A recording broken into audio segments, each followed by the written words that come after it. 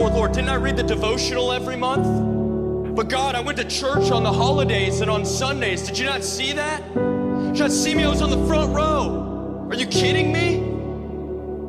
But God, I went to 3 conferences every year. But man, God, I read my Bible because I'm supposed to. Did you not see that?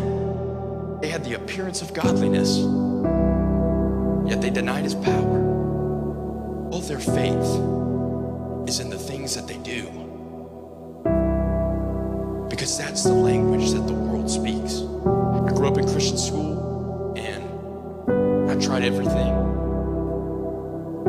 Porn, girls, friendships, people pleasing, sports, running away from home. You know, like when you run away from your problems, they just follow you. They don't leave.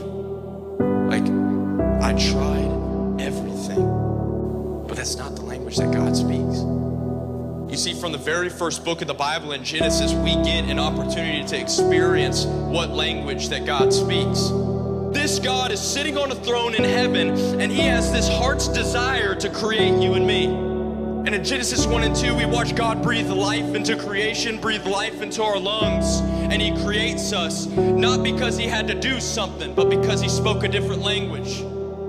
And then you see you and I do the same thing Adam and Eve did in the garden. We take advantage of this gift that God gives us, and we decided to think we can do it on our own. We began to speak the language that the world speaks, that the devil speaks. You gotta do it, do your thing. You can be better than God, you don't need him.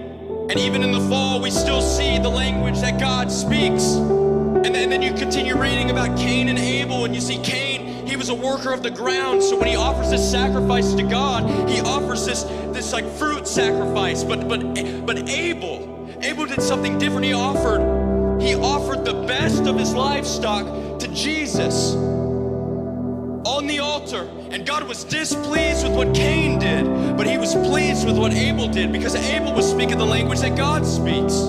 The major and minor prophets of the Old Testament, living in full surrender to God, living in this lifestyle where they didn't let the language of the world dictate how they treated them. You think the prophet Elijah was gonna let Queen Jezebel dictate how he did things? What about the language God speaks in Exodus when the Israelites continue to rebel against God? They worship metal objects and put their faith in false idols, but God is still speaking another language. Or what about the prophet Hosea and his wife who continually cheats on him every night and sells herself in the street for sex?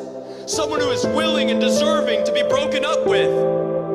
What about her? Hosea spoke a different language than the world. And then you look at Jesus, the God of the universe, who has every reason and right to not want us, to not need us, to not write us off, but he still speaks a different language. So much so that he was willing to put on humility in the form of skin and come down and be with us. He speaks another language. He speaks another language so much so that he was willing to humble himself enough to die. The God of the universe, who has always existed, does something that seems so impossible. He's willing to die.